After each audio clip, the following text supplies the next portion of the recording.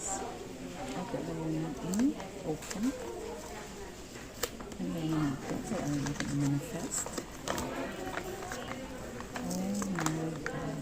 This is haunted. Well packed. Precious stones and gems. Very from Burma and some parts of Asia. And gift of the apple. And very tayo mo. Kaya di siya makalog-alog. Okay.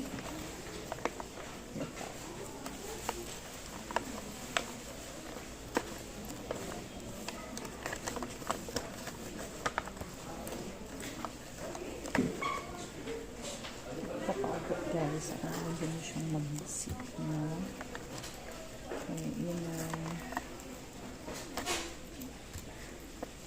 and as much as I wouldn't want